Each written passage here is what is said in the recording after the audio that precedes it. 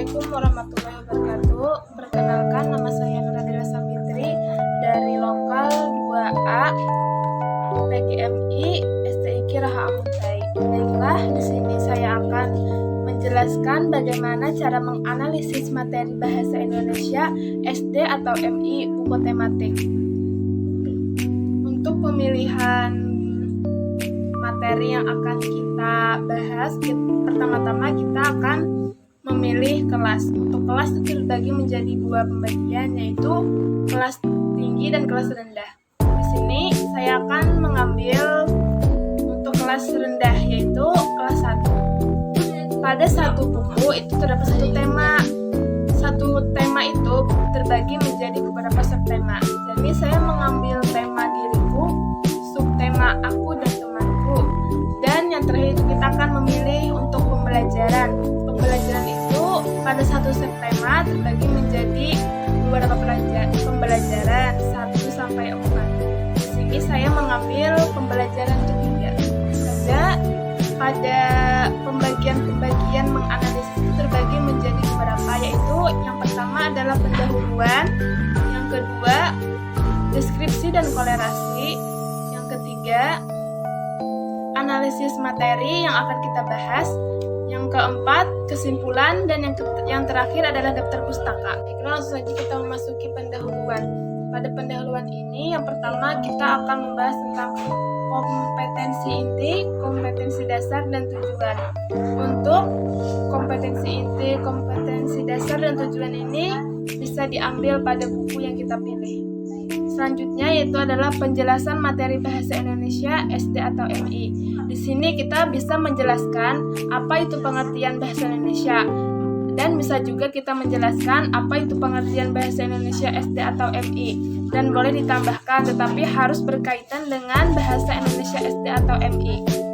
Pada penjelasan pengertian bahasa Indonesia SD atau MI ini harus menyertakan footnote di dalamnya. Selanjutnya adalah akan membahas tentang materi bahasa Indonesia yang ada pada subtema atau pembelajaran itu. Pembelajaran yang kita pilih tersebut. Pada pembelajaran yang saya pilih sebelumnya tadi, yaitu pada tema diriku, subtema aku dan teman baru, pembelajaran 3 itu membahas tentang huruf abjad. Maka di sini kita akan menjelaskan apa pengertian huruf abjad. Dan pengertian ini juga harus menggunakan selanjutnya, itu adalah penjelasan karakter.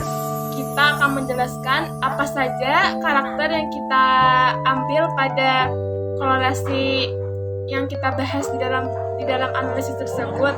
Misalnya kita mengambil tentang religius, maka pada pendahuluan itu kita akan membahas apa pengertian dari religius.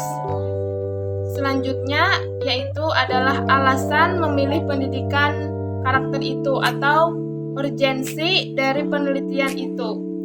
Di situ kan tadi kita membahas tentang religius, maka kita akan menyertakan apa urgensi dari pendidikan religius. Selanjutnya adalah deskripsi dan kolerasi. Di sini untuk deskripsi kita akan menjelaskan apa saja kegiatan-kegiatan yang terdapat pada buku yang kita analisis.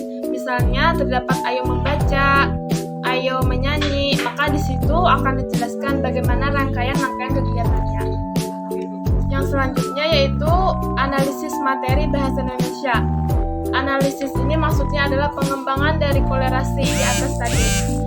Di sini kita akan memasukkan kolerasi itu dengan pendapat para ahli atau tokoh.